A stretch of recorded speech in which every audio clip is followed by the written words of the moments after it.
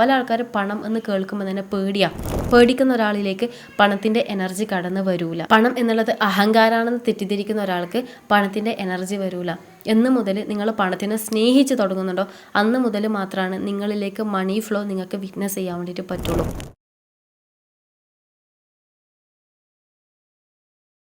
പണക്കാരനല്ലാത്ത ഒരാൾ അഹങ്കാരം കളിച്ചിട്ടുണ്ടെങ്കിൽ ഓൻ്റെ അഹങ്കാരം നോക്കിയാൽ നമ്മൾ പറയും. പണക്കാരനായിട്ടുള്ള ഒരാൾ അഹങ്കാരം കളിച്ചിട്ടുണ്ടെങ്കിലോ പണത്തിൻ്റെ അഹങ്കാരം നോക്കിയെന്ന് പറയും. അപ്പോൾ പണത്തിനായി ബ്ലെയിമിങ് എന്ന് പറയുന്നത്.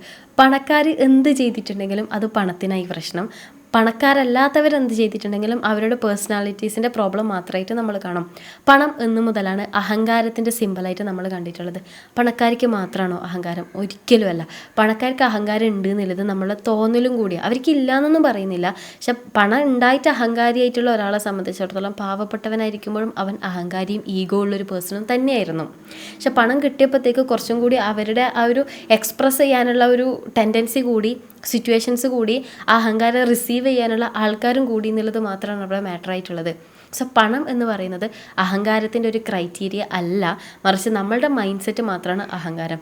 ഏത് സമയത്തും ഗ്രേറ്റ്ഫുൾ ആകാൻ വേണ്ടി പറ്റുന്ന ഒരാളാണെങ്കിൽ എന്തൊക്കെ ജീവിതത്തിലേക്ക് അച്ചീവ് ചെയ്യാൻ വേണ്ടി പറ്റിയിട്ടുണ്ടെങ്കിലും നമുക്ക് പേടിക്കേണ്ട കാര്യമില്ല. കാരണം നമ്മുടെ കയ്യിൽ കണക്കുണ്ട്. എൻ്റെ സമയത്തിൻ്റെ കണക്കുണ്ട്, എൻ്റെ സന്താനത്തിൻ്റെ കണക്കുണ്ട്, എൻ്റെ സമ്പത്തിൻ്റെ കണക്കുണ്ട്, എൻ്റെ ആരോഗ്യത്തിൻ്റെ കണക്കുണ്ടെങ്കിൽ പിന്നെ നമ്മൾ എന്തിനാണ് വറി ആകേണ്ട കാര്യം? പല ആൾക്കാരും പണം എന്ന് കേൾക്കുമ്പോൾ തന്നെ പേടിക്കുന്ന ഒരാളിലേക്ക് പണത്തിൻ്റെ എനർജി കടന്നു വരൂല. പണം എന്നുള്ളത് അഹങ്കാരമാണെന്ന് തെറ്റിദ്ധരിക്കുന്ന ഒരാൾക്ക് പണത്തിൻ്റെ എനർജി വരൂല. എന്ന് മുതൽ നിങ്ങൾ പണത്തിനെ സ്നേഹിച്ച് തുടങ്ങുന്നുണ്ടോ അന്ന് മുതൽ മാത്രമാണ് നിങ്ങളിലേക്ക് മണി ഫ്ലോ നിങ്ങൾക്ക് വിറ്റ്നസ് ചെയ്യാൻ വേണ്ടിയിട്ട് പറ്റുള്ളൂ. അതേപോലെ തന്നെ ചില ആൾക്കാർ പറയുന്ന വേർഡ്സ് ഉണ്ട്, എൻ്റെ കയ്യിൽ പൈസ നിൽക്കൂല, എൻ്റെ കയ്യിൽ പൈസ നിൽക്കൂല. എത്ര പൈസ വന്നിട്ടുണ്ടെങ്കിലും ഇങ്ങനെ പറഞ്ഞുകൊണ്ടിരിക്കുന്ന ആൾക്കാരുടെ ജീവിതത്തിൽ പൈസ നിൽക്കൂല. സോ നിങ്ങൾ തന്നെ ശ്രദ്ധിച്ചിട്ടുണ്ടെങ്കിൽ മനസ്സിലാവും 80% മണി എന്ന് പറയുന്നത് ജസ്റ്റ് സൈക്കോളജി ബേസ്ഡ്, നമ്മുടെ മൈൻഡിൻ്റെ ബേസ്ഡ് ആയിട്ടാണ് നിൽക്കുന്നത്. കുറേ ആൾക്കാർ എത്ര ലാക്സ് ഏൺ ചെയ്തിട്ടുണ്ടെങ്കിലും അവർക്ക് കയ്യിൽ നിൽക്കാത്തൊരു ഫീലാണ്. കാരണം അവരുടെ മൈൻഡ് സെറ്റ് അങ്ങനെയാണ്. ചില ആൾക്കാർ 10,000, 5,000, 8,000 ഒക്കെ ആയിരിക്കും ഏൺ ചെയ്യുന്നുണ്ടാവുക. പക്ഷെ അവരുടെ ലൈഫിലേക്ക് അവർക്കൊരു ബർക്കത്ത് അല്ലെങ്കിൽ അഭിവൃദ്ധി ഫീൽ ഉണ്ടാകും. അത് അവരും അവരുടെ മണിയും തമ്മിലുള്ള ബന്ധം തന്നെയാണ്. സോ നിങ്ങൾ എത്ര ഉണ്ടാക്കുന്നു എന്നുള്ളതൊന്നല്ല മാറ്റർ. ജോലിക്ക് പോകാത്ത ഒരുപാട് സ്ത്രീകളുണ്ട്, പക്ഷെ മണിയായിട്ട് നല്ല റിലേഷൻഷിപ്പ് ആയിരിക്കും. അതുകൊണ്ട് തന്നെ ഹസ്ബൻഡിൻ്റെ ചിലവ് കാര്യങ്ങളൊക്കെ അവർക്ക് പ്രോപ്പറായിട്ട് മാനേജ് ചെയ്യാൻ വേണ്ടി പറ്റും. അവർക്ക് എപ്പോഴും ഒരു റിച്ച് ഫീൽ ആയിരിക്കും ഉണ്ടാവുക. അവർ നന്നായിട്ട് ഇൻവെസ്റ്റ് ചെയ്യുന്നുണ്ടാവും, അവർ നന്നായിട്ട് സ്പെൻഡ് ചെയ്യുന്നുണ്ടാവും, നന്നായിട്ട് സേവ് ചെയ്യുന്നുണ്ടാവും, ഉള്ള കാര്യങ്ങൾ ഏറ്റവും ബെസ്റ്റ് ആയിട്ടുള്ള രീതിയിലേക്ക് ചെയ്തുകൊണ്ടിരിക്കുന്നുണ്ടാവും. പക്ഷെ ചില ആൾക്കാർ ഏർണിങ്സ് ഉണ്ട്, എൻ്റെ ആവുന്ന സമയത്ത് ഇത് കഴിയുന്നുണ്ട്, ഇതെന്തിനൊക്കെയാണ് ചിലവാക്കുന്നത് നോക്കുകയാണെങ്കിൽ ഒരു കയ്യും കണക്കും കാര്യങ്ങളൊന്നും ഉണ്ടാവില്ല. So money is all about our mind set and our psychology കാര്യങ്ങളൊക്കെ ബേസ് ചെയ്തിട്ടാണ്.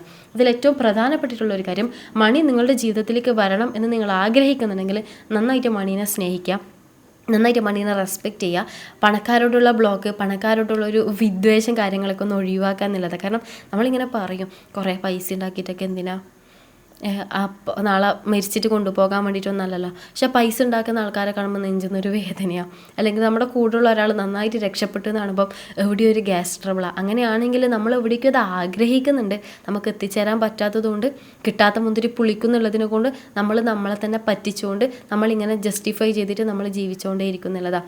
ഇനിയും പറയേണ്ട കാര്യമില്ല എന്നുള്ളത് എനിക്കറിയാം. പക്ഷേ ഒരുപാട് സമ്പത്തുള്ള ആൾക്കാർ തന്നെയായിരുന്നു. പ്രൊഫറ്റ് സല്ലല്ലാഹു അലൈഹി വസല്ലമ ആണെങ്കിലും അദ്ദേഹത്തിൻ്റെ വൈഫ് ഖദീജ ബീവി ആണെങ്കിലും ഒരുപാട് സ്വഹാബത്താണെങ്കിലും, പക്ഷെ അവരുടെ പൈസ അവരെങ്ങനെ ബെസ്റ്റായിട്ട് ചിലവഴിച്ചു, അതിനെങ്ങനെ പേർപ്പസ്ഫുൾ ആക്കി, മറ്റു മനുഷ്യർക്ക് ഉപകാരപ്പെടുന്ന വിധത്തിലേക്കാക്കി എന്നുള്ളതൊക്കെയാണ് മാറ്റർ ഉള്ളത്. അല്ലാണ്ട് പൈസ നമുക്ക് എന്താ പറയുക സ്വർഗത്തിനെ നിഷേധിക്കുന്ന ഒരു കാര്യമോ, പൈസ ഉണ്ട് എന്നുള്ളതിനെ കൊണ്ട് നമ്മൾ അഹങ്കാരിയാവോ, അങ്ങനെയൊന്നും ചെയ്യൂല. ഈ ജീവിതത്തിലുള്ള എല്ലാം പരീക്ഷണം, കിട്ടിയതും കിട്ടാത്തതിലും എല്ലാം പരീക്ഷണം കിടക്കുന്നുണ്ട്. സോ കിട്ടുന്നതിന് എന്തിനാ ലിമിറ്റ് ചെയ്യേണ്ട കാര്യം, സന്തോഷത്തിന് എന്തിനാ ലിമിറ്റ് ചെയ്യേണ്ട കാര്യം, സമ്പൽ സമൃദ്ധിന് എന്തിനാ ലിമിറ്റ് ചെയ്യേണ്ട കാര്യം? അങ്ങനെ എൻജോയ് ചെയ്യാം. എൻജോയ് ചെയ്യുന്നതിൻ്റെ കൂടെ നന്നായിട്ട് ഗ്രേറ്റ്ഫുള്ളും കൂടി ആവുക എന്നുള്ളത് മാത്രമാണ് നമുക്ക് ചെയ്യാൻ വേണ്ടി പറ്റുന്ന കാര്യം.